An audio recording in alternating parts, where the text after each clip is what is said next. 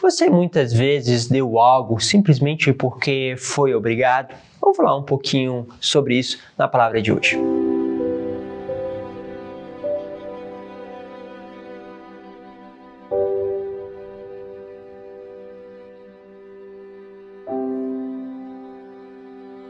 Em nome do Pai, do Filho e do Espírito Santo. Amém. Que bom ter a tua presença. Quero lembrar vocês que nós temos os WhatsApps aí, onde você pode entrar nos grupos para receber as homilias. É um jeito muito mais fácil de você não ficar sem assistir e também compartilhar com outras pessoas, no grupo da família, no grupo de amigos, quantas pessoas estão sendo alcançadas justamente através dessa evangelização. Hoje eu quero pegar com vocês a carta que está na segunda carta de São Paulo aos Coríntios, capítulo 9, versículos 6 ao 11. Diz assim: Irmãos, quem semeia pouco, colherá também pouco, e quem semeia com largueza, colherá também com largueza. Dê cada um conforme tiver decidido em seu coração, sem pesar nem constrangimento, pois Deus ama quem dá com alegria.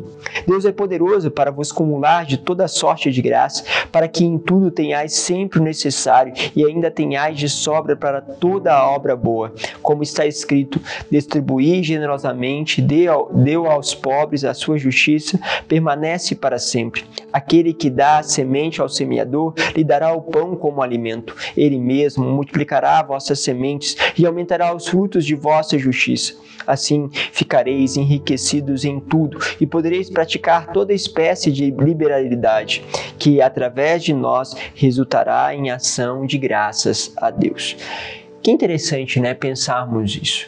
Nós precisamos dar sem constrangimento, sem pesar, com a decisão do coração. Mas muitas vezes nós temos situações onde nós somos impulsionados, obrigados a dar alguma coisa. E é interessante pensarmos isso, né? Afinal de contas, quando você está aqui em São Paulo, por exemplo, você está ali no trânsito, chega já, né, um morador de rua, alguém que consome droga, né, na Cracolândia, eles já mandam ali a água, já pegam um rodinho, já limpam o seu para-brisa, quase que te forçando a dar algo àquela pessoa. Você diz: não precisa, já foi, já mandou a água, já passou o rodinho, né?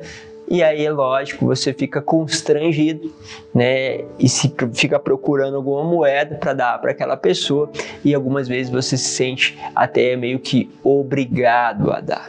Mas cá entre nós, acho que vale se tornar obrigado a dar, porque você na verdade está fazendo algo simplesmente porque se sentiu pressionado, fez algo simplesmente porque quer que aquela pessoa vá sem causar nenhum empecilho. Há aqueles que falam assim: bom, eu vou dar, vai que esse cara arranha o carro, faz isso, faz aquilo, faz alguma forma de agressão. Então a pessoa dá porque ela foi justamente coagida a fazer isso. Algumas vezes nós temos situações de pessoas que vão vender em estabelecimentos, são tão insistentes, que a pessoa acaba dando algo para ela, para que, lógico, ela vá embora. Mas aí nós precisamos ver a nossa variação do nosso coração, porque nós precisamos dar com generosidade, ou seja, nós precisamos dar muito mais do que aquela pessoa merece, muito mais do que realmente ela precisa. Isso seria o ideal. Lógico que conforme cada um as posses que tem. Alguém pode precisar justamente de um fogão, de uma geladeira, e eu, pela minha condição, não tenho condição de arcar com isso. Então não posso justamente suprir com generosidade aquilo que ela precisa. Mas em outras óticas eu posso. E até mesmo se você não tiver nada, nenhum dinheiro, você pode suprir.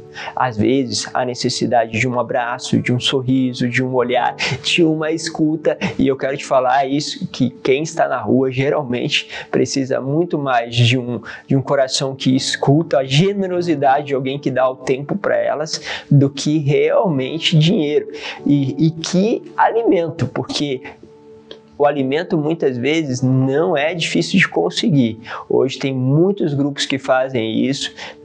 Já falei da experiência que eu tive em Campinas, onde eu contei que foram me dados 7 refeições durante o dia. Nem mesmo na minha casa, aqui na comunidade, eu faço 7 refeições durante o dia. Mas lá em Campinas, com toda a ajuda, e aí tem que sempre lembrar isso, não quero dizer que devam parar de fazer essa ajuda, tá? E que ela não seja importante.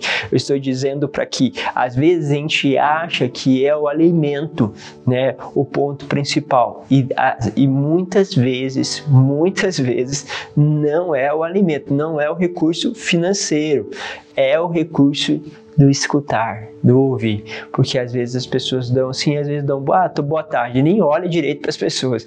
É interessante como a gente age em muitos fatores, né? Então o que eu quero dizer com isso?